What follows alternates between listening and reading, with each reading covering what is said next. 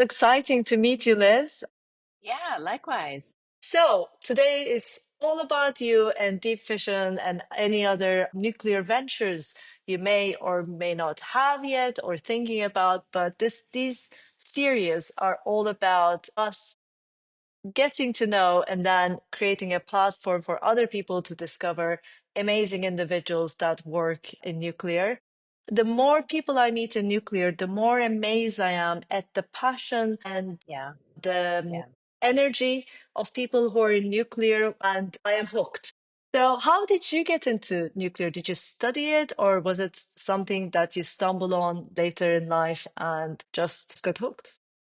Yeah, I stumbled on it. So I grew up in Berkeley, which is very anti-nuclear. And I remember when Berkeley became a nuclear-free zone. So this is back in the 90s. And yet my father was a professor of physics and was very involved in the nuclear industry. And his mentor, Louis Alvarez, who is like a grandfather to me, was deeply involved in the whole development of the nuclear industry during World War II and after. And so I had this part of my family that was very involved in the nuclear industry. And then I had the world that surrounded me that was very anti-nuclear. And so I grew up just thinking nuclear was really scary and complicated and had a lot of big emotions on both sides. And it was only when I moved to France where nuclear wasn't controversial. And so that I think changed my perception of nuclear from something that was sort of scary to something that wasn't scary. And it was just the way things were. And at the same time, climate change was now becoming more and more of a concern. So we're talking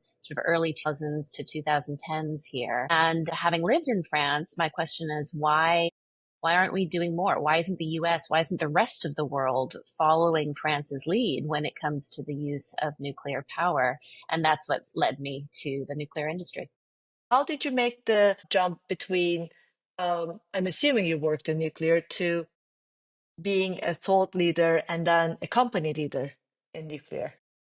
Yeah, I actually wasn't working in nuclear until we had the idea for deep isolation. So I was running an environmental nonprofit, which was looking at what are the really big things that we can do if we want to stop global warming. So that was my passion. And nuclear was on the list, but it wasn't clear to me that it was a sector in which I could personally play a role.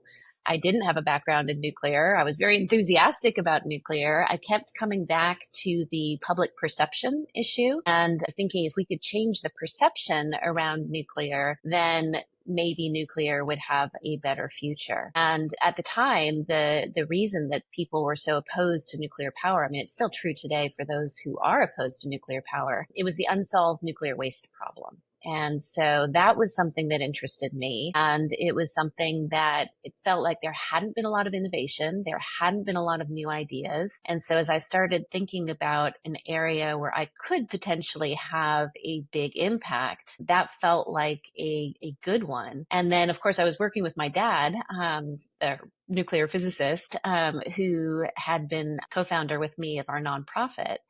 And when we heard about boreholes for disposal of nuclear waste, it just felt like that the time is now, the time is right. There's an opportunity to finally solve the nuclear waste problem. And then hopefully that would enable the future of the nuclear industry. So you had your big idea and you decided to pursue it, which Yeah. must have been very exciting, but very challenging in other ways as well, as someone who was a semi-outsider to the industry, who hadn't worked in this industry. What were the challenges that you had to overcome to convince people to be taken seriously? Yeah, I think the real challenge was being a first-time founder. I like to think, the smart way to do it would be start with something a little bit easy and start your first company and have some success and then tackle something a little bit harder and then a little bit harder. But tackling the nuclear waste problem from the It's get-go, not quite e-commerce. It's a not bit really more the easiest complicated. place to go.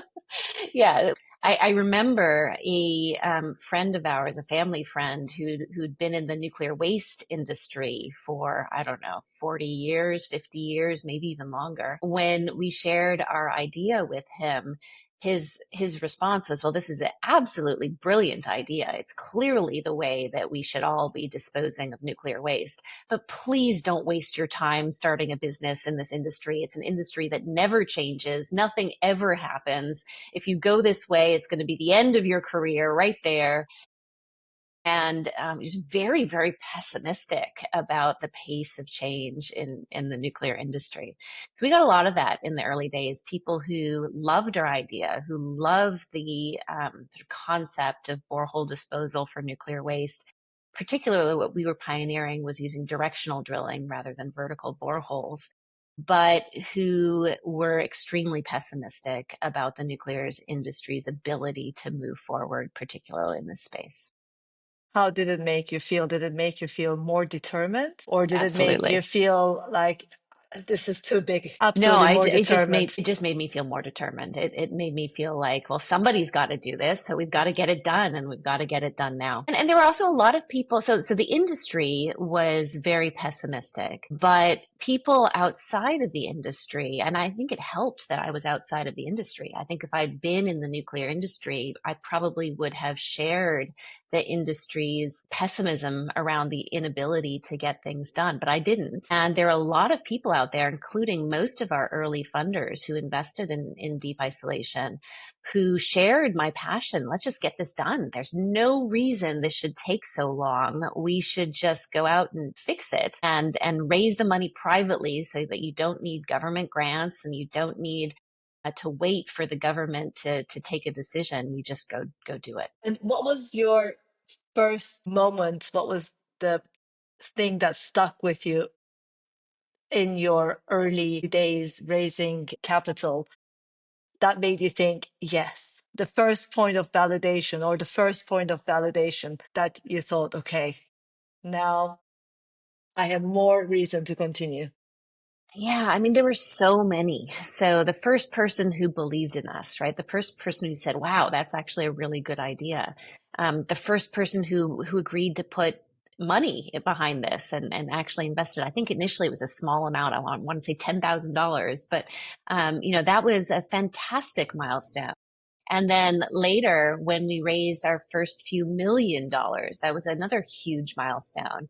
And then gradually the industry started to change as well. And I remember the first time we got a paying customer, initially just for a study, right? But that was still hugely exciting. And then when people started talking about us in the press, so I remember for the first few years of deep isolation, constantly being frustrated that people would write these articles about nuclear waste disposal and they wouldn't mention boreholes, they wouldn't mention innovation, they would only mention the approach that had been the standard for sort of the 70s and the 80s and sort of continuing on. And that changed. And when that started to change and all of a sudden either boreholes or deep isolation or something was mentioned in just about every single article that came out on nuclear waste disposal, that was huge. That was very exciting. It must have been very satisfying to live through that change of perception because that was the initial reason why you got into the industry. Yeah. Do you think it changed the public's perception as well? Yeah, I mean, I definitely think having a waste disposal solution is extremely helpful with the public perception. But I also think that over the past 5 or 6 years, we've seen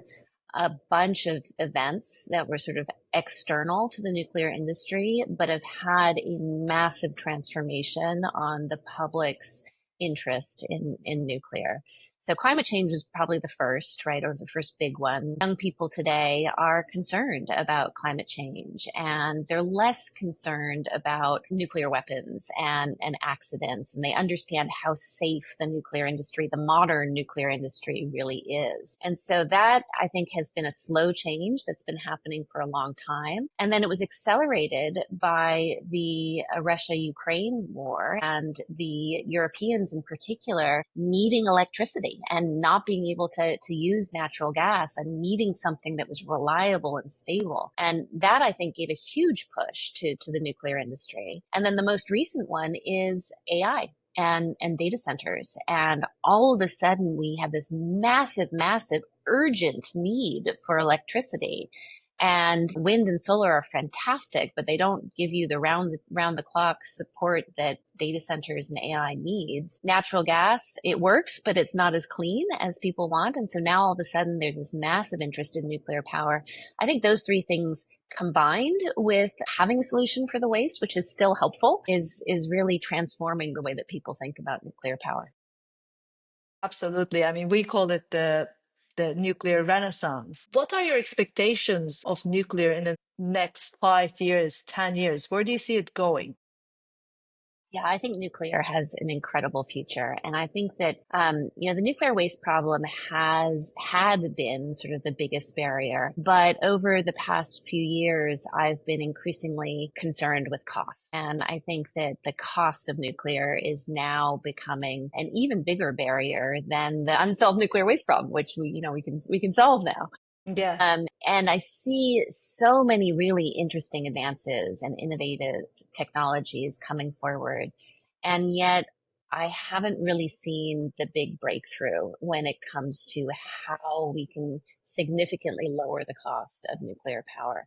So that's been on my mind for a while. And Deep Fission, I think, with our technology, has the ability to bring the cost down very significantly, including for the first of a kind. And I think that's the final thing that we need in order to really move forward with nuclear power. Because, I can imagine when you have nuclear power and it's cheaper than coal and it's cheaper than natural gas and it's always there and it's readily available. Now we're talking about energy and electricity that is low cost and plentiful. And yes, you can enable AI, but you can also just enable an economic development all over the world. And I think that's tremendously exciting. I love how you first tackled the immense waste problem, and now you're tackling the other big monster in the room, the other pink elephant. That is the cost. So how's it going? What is the response that you're getting to that idea? It's been incredible. So, I sort of laugh because when we first started talking about deep fission and the idea of putting nuclear reactors in a borehole a mile underground, we got a lot of reactions like, that's crazy. Why would you do that? It doesn't make any sense. And then as people started learning about it and about learning how we're taking the construction cost out, because when you're in a borehole a mile underground, you don't need the construction. You don't need to create the pressure because you have the pressure. You don't need to build the containment because you have natural containment. And so we're able to take out most of the cost, most of the construction, most of the building of the nuclear power plant. And now people are starting to say, why, that's brilliant. Why has no one ever done that before? And I think it's also very exciting. We're starting to see innovations on top of the deep fission concept. So deep fission, we're taking the approach of wanting to do what's easiest and what we can bring to market fastest, which we think is pressurized water reactors with standard fuel. But I'm getting people reaching out to us now with ideas for high temperature gas reactors in a borehole a mile underground, or thorium reactors in a borehole a mile underground. And I think all of this is so exciting because we're not just creating a company. In some ways, we're creating a whole ecosystem for innovation in a new way. That's amazing. I think the first time I heard the boring idea was with Elon Musk, because he has a company called the Boring Yeah. Company. But it is a fantastic idea that really sounds otherworldly, and yet it's such a brilliant idea. It could be a total game changer. How far do you see yourself in the journey you've been on? People previously thought you were crazy with your idea, but you made it happen with the deep waste isolation. Now you have this idea. What's your prediction? When are we going to see the first boring fission? So really soon. So one of the advantages of the approach that we're taking is that it's very fast to build. So we already have a first customer who signed up. So this is Endeavor Data Centers, and we're moving forward rapidly with confirming the first site and getting our license application ready for submission. So we are expecting about 2 years for the NRC to review the application based on what they've been doing recently. I think that could go faster if they're able to lean into AI. And I know that there's a lot of discussions around how the regulator could do an even better job while still speeding review times. So I think that's all very exciting. But the build time for drilling is extremely quick. We're looking at about 3 to 4 weeks to drill the hole that we need. In contrast, for the years Wow. that it takes to build structures. So, assuming that we can get our license application in 2028, which is what we're looking at being commercially operational in 2029. That's incredible timelines. I mean, I'm 2029 is still 4 years away, but in the within the context of nuclear, when you look at other stations, nuclear plants being built, like Hinkley Point C, which we're involved in, it feels lightning speed. Actually, also some of your ideas remind me of I'm from Turkey, and I don't know if you've been to Cappadocia, but the underground Oh, cities yeah. there is they had a I think an early version of not energy production, but they had the idea of why not Yeah, drill into right. the rocks. Um, the workforce that's needed to create these amazing underground structures, how are you finding the experience? I don't know if you're there yet in terms of the thinking, because there is now the application and the approval. When the time comes, where do you hope to get the talent from, the people who will build it? I think one of the things that is really exciting about the nuclear industry is the incredible talent that exists and the interest in the space.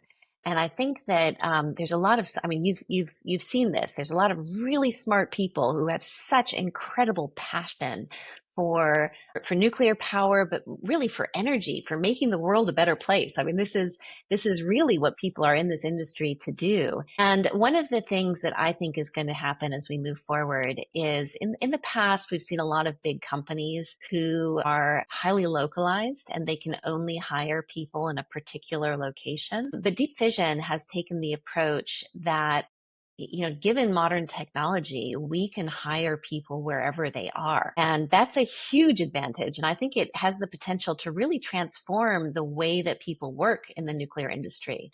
I think for a long time, people have been tied to a particular location. And then maybe their family situation changes or they want to go be somewhere else for whatever reason. And that means that either they have to leave the nuclear industry or they have to find a job that's not ideal in a different location. And I think we can change that now by having this approach of work from anywhere, which is different from remote working, right? We think that getting together in person regularly is absolutely essential, but it doesn't mean you have to necessarily commute to a physical office every day. There are other ways of doing it. Well, we completely are on board with that because we're a fully remote organization ourselves, and I wouldn't want it any other way. I think that's the biggest luxury one can have in life. It creates a much better work-life balance. And if nuclear can benefit from it, it will be absolutely incredible. What is your advice to people who are looking to get into nuclear, either as a grad or from existing careers, but they've been struggling, they haven't found the way in? What's your advice? What do you tell them?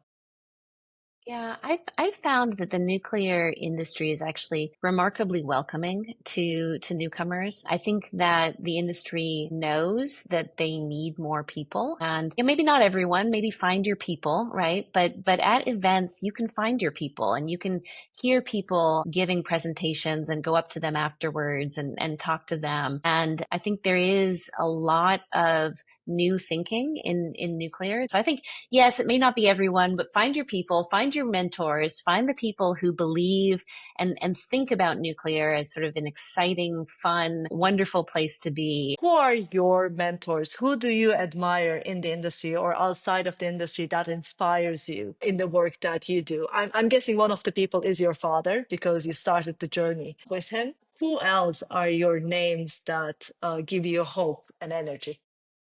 Yeah, so I'll mention my father because one of the things that's so great about him is he has an innovator mindset. So he goes from industry to industry to industry with a beginner mindset, and it doesn't bother him at all to be a absolute beginner in an industry that he doesn't know. Now, he's a physicist, so he tends to pick things up relatively quickly, which is admittedly very helpful. But I think I've taken the same approach to my career, not just in nuclear, but in business, really. And I think when you're not afraid to to learn something that you don't know. I think particularly that's really important when you're a startup company, because when you're starting a company, every 6 months, the entire company is different from how it was 6 months ago.